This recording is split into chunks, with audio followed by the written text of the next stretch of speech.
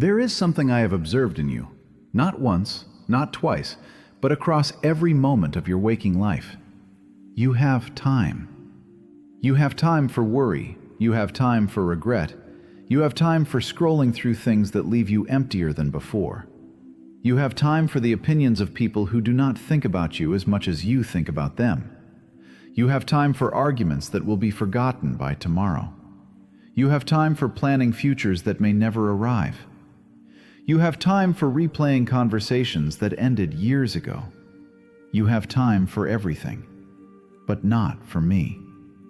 Now, before your mind jumps to defense, before it starts listing responsibilities, obligations, struggles, I want you to pause. This is not a complaint. I do not need your time. I am not waiting for you like someone abandoned. I am not sitting somewhere feeling ignored. This is an observation about what is happening inside you. And the observation is this: you are avoiding the only place where real peace exists. Not because you are lazy, not because you are bad, not because you do not care, but because your mind has been trained deeply, systematically, over years to run from stillness. And that running has a cost you are paying every single day without realizing what you are paying for. The specific problem you are facing is not lack of time. It is priority blindness combined with avoidance. Priority blindness means your mind genuinely cannot see what matters most. It is not hiding from you intentionally. It is structured in a way where the loud, the urgent, and the external always appear more important than the quiet, the essential, and the internal. Avoidance means there is a part of you that actively resists going inward. Not consciously. You do not wake up and decide to avoid yourself, but the resistance is there, and it operates automatically. Together, these two patterns create a very specific experience. You feel busy all the time, but you do not feel fulfilled. You complete tasks, but you do not feel at peace. You have moments of rest, but they do not restore you. You achieve things, but the achievement feels hollow within days. From the earliest age, you were taught that your worth comes from what you produce, what you achieve, what others think of you, and how useful you are to the world around you. Nobody sat you down and taught you how to be still. Nobody rewarded you for self-awareness. Nobody praised you for understanding your own mind. Instead, you were praised for performance. You were rewarded for output. You were noticed when you did something visible. So your brain made a logical conclusion. Doing equals worth. Stillness equals worthlessness. This is not a flaw in you. This is conditioning. And conditioning operates below the level of conscious choice. Now, here is where it becomes more complex. When you are constantly doing, constantly producing, constantly responding to external demands, you are also constantly distracted. And distraction serves a very specific psychological function. It protects you from having to feel what is unresolved inside. Think about what happens when you stop, when there is silence, when there is nothing to do, when you are alone with your own mind. What comes up? For most people, it is not peace.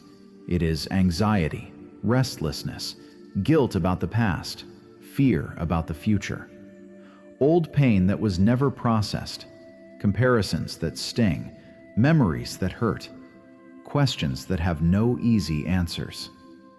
Your mind knows this, so it avoids stillness, not because stillness is bad, but because stillness brings you face to face with everything you have been running from. Busyness becomes the anesthesia. The more unresolved material exists inside you, the more your mind craves distraction. And the cruel irony is this: the distraction prevents the very healing that would eventually bring peace. So you stay trapped, busy, tired, running, and never arriving. If you feel some connection, then comment, "I see this, Krishna." Not as a prayer, not as a request, just as an acknowledgement of your own awareness. A small act of noticing what has been operating in you without your conscious permission. And subscribe this channel, Krishna Connects, to connect with Krishna family. I am not asking you to sit in one place for hours. I am not demanding prayers or offerings. I am not measuring your devotion by how long you close your eyes. When I say you do not have time for me, I mean this. You do not have time for the part of you that exists beyond fear. You do not have time for awareness. You do not have time for presence. You do not have time for the silence that exists underneath all your noise. And I am that silence. I am not outside you, waiting for you to visit. I am inside you, waiting for you to stop running. In your morning, before your feet touch the floor, your hand reaches for your phone. Not because something important is waiting, but because your mind cannot tolerate the silence between sleep and activity. That silence is where I exist, and you skip it every day. There is a voice inside you that says, "If I am not productive, I am not valuable." This voice was placed there by years of external messaging from parents, teachers, employers, culture, society. And this voice has become part of your identity. You do not just do things, you are your doing. When you stop doing, it feels like you are disappearing. When you rest, it feels like you are failing. When you take time for stillness, it feels like you are wasting something precious. This is why the idea of making time for me feels like a luxury you cannot afford, because your identity is threatened by stillness. The ego, the sense of separate self that is built entirely on achievement, comparison, and approval, cannot survive in silence. Silence does not feed the ego, it dissolves it. So the ego resists. And you experience that resistance as, "I don't have time." Somewhere inside, you sense that if you truly go inward, if you truly stop and look, you will find things you do not want to see.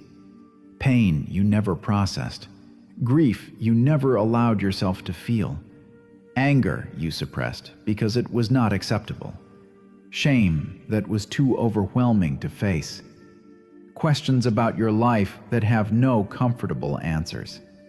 Your mind knows this material is there.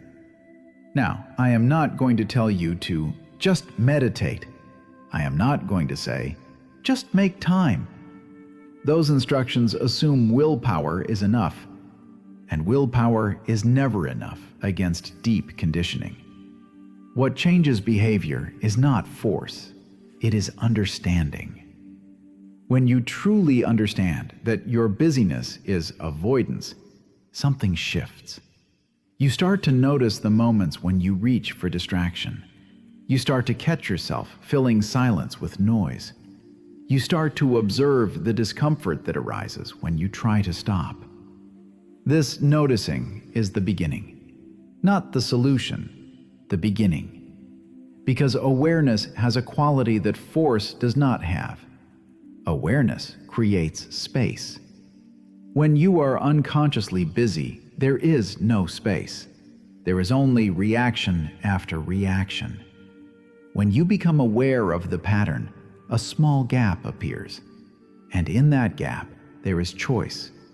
Not forced choice, not willpower choice, but the natural choice that arises when you see clearly what you are doing and why. This is how transformation happens, not through effort, through clarity. Let me give you specific things to observe in your own mind, not as commands, not as practices you must do, but as invitations to see what is already happening. When you finish one task, watch what happens before you begin the next. Is there a pause? Or do you immediately reach for something else? What does that impulse feel like in your body? Is there anxiety in the gap? Restlessness? Just notice. Do not judge. Do not try to fix. Boredom is not a problem. It is a signal. It means your nervous system is not receiving the stimulation it has become addicted to. When you feel bored, do you immediately try to solve it? Or can you stay with it for a few moments and observe what is underneath? Often, underneath boredom, there is something else, something that was waiting for space to be felt. When you say, "I don't have time," is that factually true? Or is it a story that justifies your choices? You have the same 24 hours as every human being.